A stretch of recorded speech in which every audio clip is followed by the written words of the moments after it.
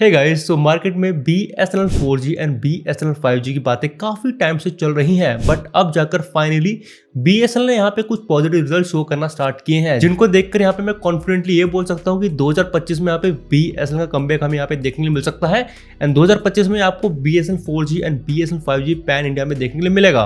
अब यहाँ पे क्या बातें चल रही हैं, क्या ये अपडेट्स हैं, इस वीडियो में पूरा बात करेंगे। अगर आपको ये वीडियो अच्छी लगे तो इस वीडियो को लाइक करना, सब्सक्राइब करना। अब स्टार्ट करते हैं अच्छी वीडियो। अब आपके मन में एक सबसे पहला क्वेश्चन ये आ रहा होगा कि रिसेंट टाइम में ऐसा क्या हो कि जो मुझे BSNL पे इतना कॉन्फिडेंस आ रहा है। अब लास्ट 3 मंथ में ये रिपोर्ट आ रही है कि BSNL ने कुछ यहाँ पे 25,000 4G टावर्स यहाँ पे डिप्लॉय किए हैं and to be honest BSNL जैसी कंपनी के लिए काफी बड़ा नंबर है, क्योंकि हमने पास में देखा है BSNL कब से 4G की बातें कर रहा है, बट इतनी फास्ट पेस में यहाँ पे अभी तक BSNL पे काम नहीं हो रहा था। इन्होंने अपने टारगेट का 1/4 यहाँ पे 3 महीनों में ही कंप्लीट कर दिया है। इससे पहले यहाँ पे कभी भी ऐसा नहीं हुआ।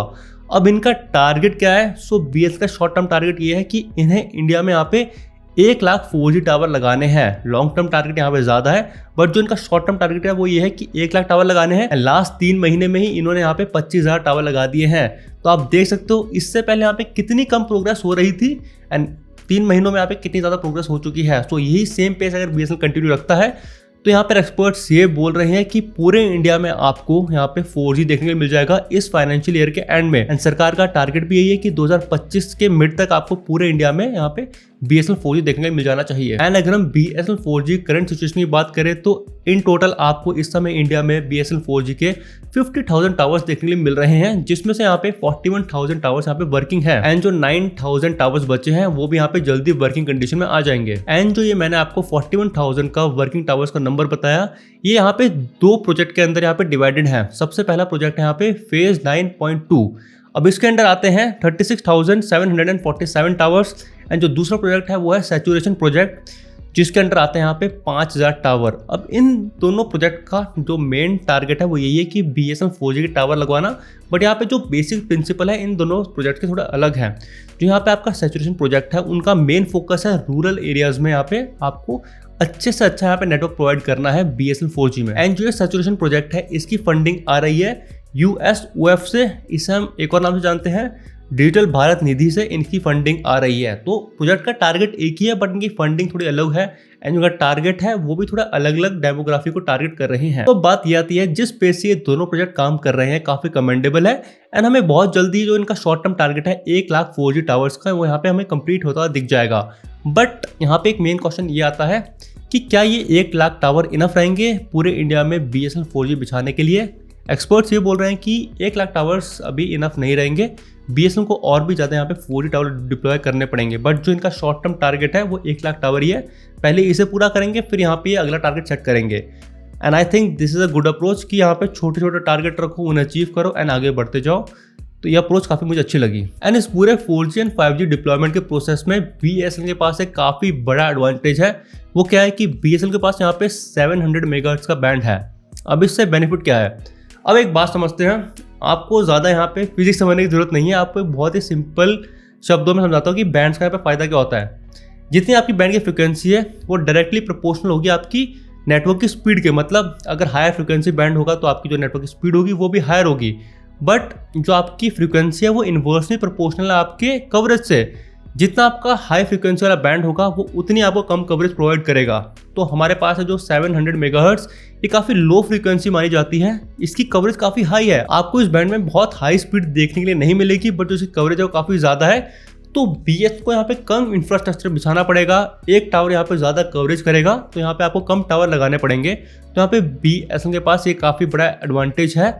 बस BSNL के अलावा एक और यहाँ पे टेलीकॉम सेक्टर की कंपनी है जिसके पास ये फ्रीक्वेंसी बैंड है, वो है रिलायंस जियो। अब और कंपनीज ने ये फ्रीक्वेंसी बैंड क्यों नहीं बाई किया ऑक्शन में? क्योंकि ये गवर्नमेंट ने काफ़ी महंगा रखा था, इसलिए यहाँ पे बस जियो ही अफोर्ड कर पाया और कंपनीज ने ये बाय नहीं किए। एंड ऑब्वियसली BSNL को इसके लिए पैसे पे नहीं करने पड़ रहे हैं क्योंकि सरकारी कंपनी है एंड सरकार यहाँ पे ऑक्शन कर रही थी।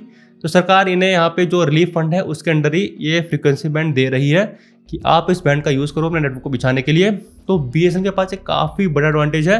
भले ही आपको इतनी अच्छी स्पीड नहीं देखने को मिलेगी BSNL में, बट BSNL काफ़ी कम टावर्स में भी यहाँ पे अपना 4G एंड 5G बिछा पाएगा। अब यहाँ पे मैं BSNL 4G एंड 5G का नाम साथ में इसलिए ले रहा हूँ क्योंकि TCS के सॉफ्टवेयर अपडेट की हेल्प से BSNL 4G यहाँ पे काफ़ी इजीली अपग्रेड कर देंगे BSNL 5G में।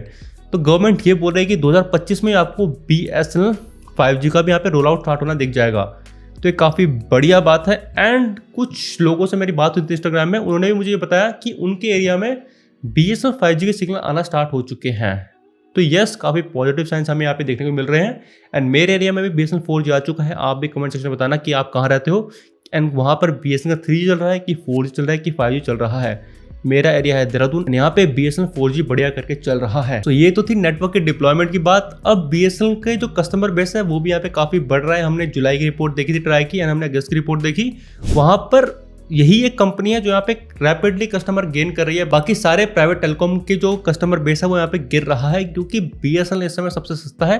बाकी अगर आप प्राइवेट कंपनीज देखोगे वो रिसेंट टाइम में काफ़ी महंगे हो चुके हैं। तो लोग प्रेफर कर रहे हैं कि सस्ते में उन्हें नेटवर्क यहाँ पे देखने को मिल जाए। तो अगर BSNL अपने प्लान सस्ते रखता है, अच्छा नेटवर्क प्रोवाइड करता है, तो BSNL का यहाँ पे कोई भी कॉम्पिटिशन नहीं होने वाला है। जो प्राइवेट सेक्टर के भी प्लेयर यहाँ पे मजे कर रहे हैं, इन्हें काफ़ी दिक्कत आ सकती है अगर BSNL 2025 में अपना नेटवर्क काफ़ी स्ट्रॉन्ग कर लेता है तो। एंड ये चीज़ इंडियन टेलीकॉम सेक्टर के लिए काफ़ी पॉजिटिव रहने वाला है। एक आपको हेल्दी कंपटीशन देखने को मिलेगा। अभी काफ़ी अनहेल्दी कंपटीशन है। 2 ही प्राइवेट टेलीकॉम कंपनीज है जो यहाँ पे पूरे मार्केट को डोमिनेट कर रहे हैं, Airtel and Jio. And BSNL and Vi के काफ़ी बुरे हाल चल रहे हैं। बट 2025 में आपको वी का भी यहाँ पे 5G देखने को मिल जाएगा। वी भी यहाँ पे पूरी तैयारी कर रहा है अपने 5G को लॉन्च करने की। एंड BSNL भी यहाँ पे पूरी तैयारी कर रहा है अपने 4G एंड 5G को एक साथ लॉन्च करने की। मुझे लगता है 2025 में आपको एक अच्छा खासा हेल्दी कंपटीशन इस प्राइवेट सेक्टर में देखने को मिलेगा। अब जो लास्ट फैसला है वो रहेगा कस्टमर्स के हाथ में कि कस्टमर्स वी एंड BSNL का एक और चांस देंगे या नहीं देंगे।